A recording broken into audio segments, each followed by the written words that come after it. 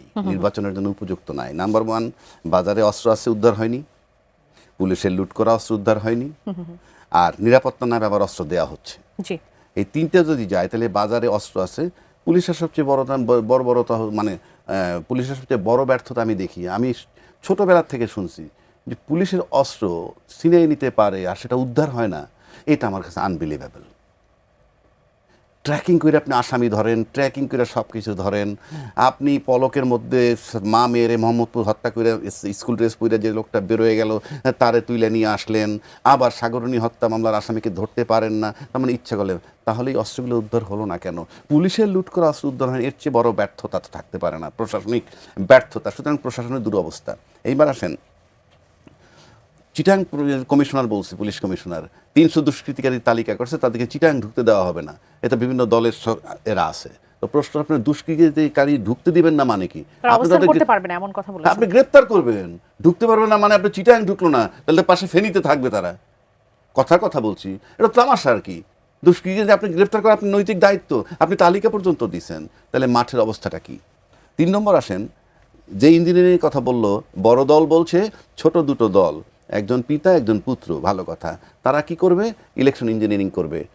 যাদের কোনো অস্তিত্ব নাই, যারা দাঁড়ালে 2টা সিট পাবে না, 3টা ভোটও যাদের নাই, তাদের সম্পর্কে যখন এই কথা, বিষয়টা কেমন হাস্যকর না?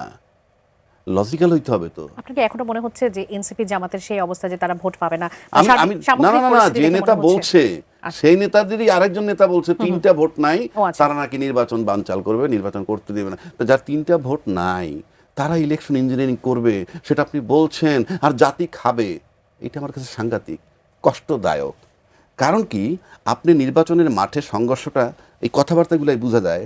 2 পক্ষই যদি ইঞ্জিনিয়ারিংয়ের জন্য যায় তাইলেও মারামারি, আবার যদি 2 পক্ষ ইঞ্জিনিয়ারিং ঠেকাইতে যায় তাও মারামারি, আর যদি বলে ওই পক্ষ যাচ্ছে ইঞ্জিনিয়ারিং করতে, আমরা যাচ্ছি ঠেকাইতে, তাও মারামারি।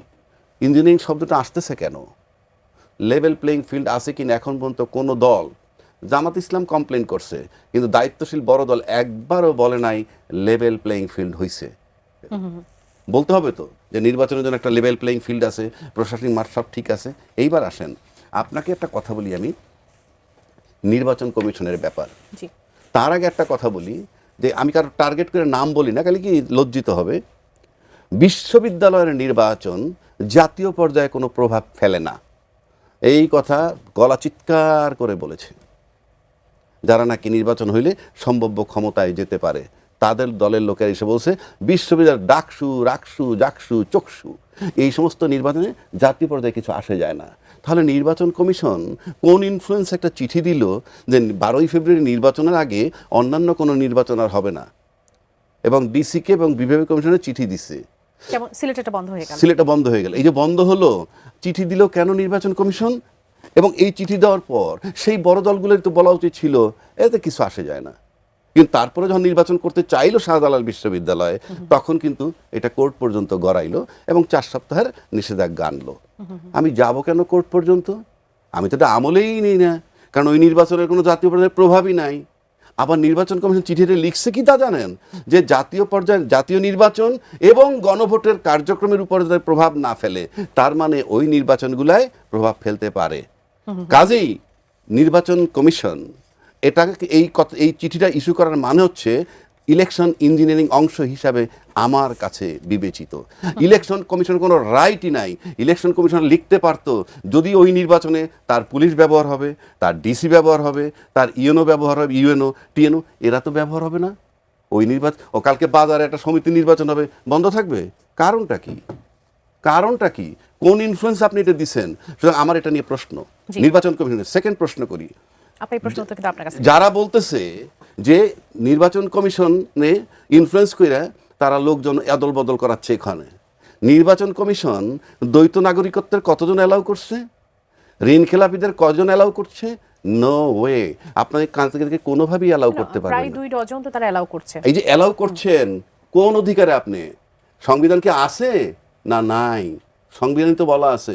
তাহলে এই যে ইলেকশন কমিশনের পক্ষপাতিত্ব, আপনি দ্বৈত নাগরিকত্ব নিয়ে ইস্যু আনলেন না, তারপরে ঋণ খেলাপি বহু নমিনেশন দিলেন, মনোনয়নপত্র বাতিল হলো না, এটা তো সামনের যে নির্বাচন, সেই নির্বাচনে যে ইলেকশন কমিশন নিজেই ইঞ্জিনিয়ারিংয়ের ভিতরে ইনভলভ হইতেছে, সেটা তো মনেই হয়। সুতরাং এটা নিয়ে বড়ই দুশ্চিন্তার বিষয়। আর সেক্ষেত্রে যদি সময়ের ব্যবধানে যাদের 3টা ভোটও নাই তারা যদি একটা ইস্যু পায় যে না আমরা নির্বাচন করবো না, চলে যাব, আপনি বলতে পারেন ওর ভোট নাই চলে গেছে, বাট দুটো দল বেরিয়ে গেলে কিন্তু আপনি খুবই বেকায়দায় পড়বেন নির্বাচনী ফলাফল অসংখ্য নিয়ে। ধন্যবাদ। আমি মনে আপনার কাছ থেকে এই প্রশ্নগুলোর উত্তর একটু নেই যে ইলেকশন কমিশন এই ধরনের সুযোগ সুবিধা বিশেষভাবে কি আপনাদের দিচ্ছে, বিএনপিকে দিচ্ছে? এই যে দ্বৈত নাগরিকতার ইনকিলাব নিয়ে কিন্তু বরাবরই এটি নিয়ে আসলে প্রশ্ন উঠছে যে এনসিপি থেকে শুরু করে জামাত থেকে শুরু করে তারা কিন্তু আপনাদের দিকে আঙুল তুলছে বারবার। দেখেন, ইলেকশন কমিশনার যদি এটা করে, আমি নিরপেক্ষভাবে কথাটা বলছি, ইলেকশন কমিশনার এটা করলে ইলেকশন কমিশনার বিএনপির ক্ষতি চায়, লাভ চায় না। ক্ষতি চায় এই কারণে, যদিও এটা আগে যে ফ্যাসিস্ট ছিল, ফ্যাসিস্ট বরাবরই ডাবল নাগরিককে নমিনেশন দিয়েছে, ইলেকশন করেছে, এখনও যারা পালিয়ে গেছে তারা কিন্তু বিভিন্ন দেশের নাগরিক, মন্ত্রী পর্যায়ের সব বড় বড় মন্ত্রী মিনিস্টাররা ছিল যারা। যদি এটা করে থাকে নির্বাচন কমিশনার বিএনপির বিপক্ষের লোক এবং তারা কতটা নির্বাচন চায় এবং সুস্থ নির্বাচন চায় আমার সন্দেহ আছে। আমি এই কারণে বলছি, আমি যদি বিএনপির না নির্বাচন কমিশন এটা আমি প্রুভ করতে চাই, আপনি দেখেন পোস্টাল ব্যালট পাঠিয়েছে নির্বাচন কমিশনার, এটা তো নির্বাচন কমিশনের কাজ। আপনার যে ছবিগুলো, যে মার্কাগুলো দিয়েছে, সেখানে বিএনপি একটা বড় দল এই মুহূর্তের জন্য বাংলাদেশে একদম সর্বোচ্চ বড় দল, সেখানে বিএনপির মার্কার কোনো অস্তিত্বই খবর খুঁজে পাওয়া যায় না। খুঁজতে খুঁজতে খুঁজতে খুঁজতে আপনি দূরবীক্ষণ যন্ত্র দিয়ে একদম শেষের দিকে এমন জায়গায় সেখানে ভাঁজ করলে ভাঁজটা আরেকটা ঘরে পড়বে এবং ভোটগুলা আপনার বাতিল হয়ে যাবে। তাহলে কোনো মানুষ, আপনার বন্ধু কখনো কি আপনার জন্য এই শত্রুতাটা করতে পারে?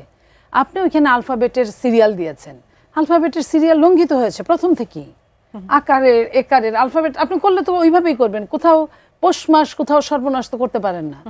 ওনারা বিএনপির জন্য চরম সর্বনাশ রেখে দিয়েছে। আপনার বিএনপি একে আপনি যে যাকে যে নাম্বারগুলা, যে ছাপটা আপনার মার্কাটা আগে দিলেন, আপনি ভালোই জানেন, পৃথিবীর সব মানুষই জানে, প্রথম যে জিনিসটা থাকে তার প্রতি মানুষের একটা মনের অজান্তে একটা সাপোর্ট চলে আসে। তার মানে কি এইখানে নির্বাচন কমিশন কি চায়? যদি বিএনপির সঙ্গে তার সম্পর্ক থাকতো তাহলে নির্বাচন কমিশন এই কাজটা করতো না। আচ্ছা ঠিক আছে, এটা একটা দিক গেল।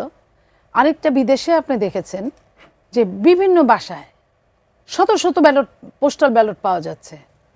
এটা তো নির্বাচন কমিশনের ব্যালট, মানুষের বাড়িতে থাকবে কেন? সে আবার বিশেষ কোনো একটা দলের। আপনার যদি এমন হইতো যে এক দেশে রাজ্জাকি ভাইয়ের দলের পাওয়া গেছে, আরেক দেশে আমার দলের পাওয়া গেছে, আরেক দেশে আপনার দলের পাওয়া গেছে, তাহলে একটা কথা ছিল। সব কিন্তু একটা দলেরই পাওয়া যাচ্ছে তাদের বাসা থেকে। তাহলে এখানে নির্বাচন কমিশন যে কাজটা বাহ্যিক করছে, বিএনপির পক্ষ হয়ে দেখাচ্ছে, সেটা কিন্তু সারা দেশে বিতর্কের সৃষ্টি করলো। এবং এই জন্য কি, এবং যে কাজটা ভেতর থেকে করলো সেটা কিন্তু বিএনপিকে ধ্বংস করে দিল। এবং বাকিরা কি এই জন্য সুযোগ পাচ্ছে আপনাদের দিকে আঙুল তোলার জন্য? এই আঙ্গুলটা উঠবে বলেই তো এই কাজগুলো তারা করছে। এবং শুধু বিএনপির জন্য করছে তা কিন্তু না, অনেকেরই করছে। আমি কোথাও শুনছি যে 4-5 কোটি টাকার মতো যদি কারো ঋণ থাকে সেটা তারা অন্য দৃষ্টিতে দেখেছে, অথচ বাংলাদেশে এমন হয়েছে 200 টাকা ঋণ, মোবাইল ফোনের বিল দেওয়া হয় নাই, সেই ঋণের জন্য কিন্তু নির্বাচন আপনার প্রসপন্ড হয়ে গেছে তার জন্য। তাহলে একই জিনিস, নির্বাচন কমিশনের কি অভিজ্ঞতা নাই? সে কি আমলা ছিল না? রাজকীয় ভাইয়ের প্রশ্নের সূত্র ধরে একটু জানতে চাইবো, আপনারা তো এখন বাংলাদেশে এক্সিস্টিং সব থেকে বড় দল, সেখানে আপনারা কেন লেভেল প্লেইং ফিল্ডের ব্যাপারে কোনো কথা বলছেন না, পরিষ্কার কোনো তথ্য কেন বলছেন না? আমরা বলছি, শোনেন, আমরা যদি এখন লেভেল প্লেইং ফিল্ডের কথা খুব সিরিয়াসলি বলি, যেটা আপনার সঙ্গে বলছি, আমি তো একটা বড় দলের প্রতিনিধি হিসেবে আসছি, আমার ব্যক্তিমণিকে কিন্তু আপনারা দাওয়াত দেন নাই, আনেন নাই, এখানে একটা দলের হিসেবেই আপনি নিয়ে আসছেন। তো সেইখানে তারপরেও আমি বলি যে আমরা যদি এখন এটা বলি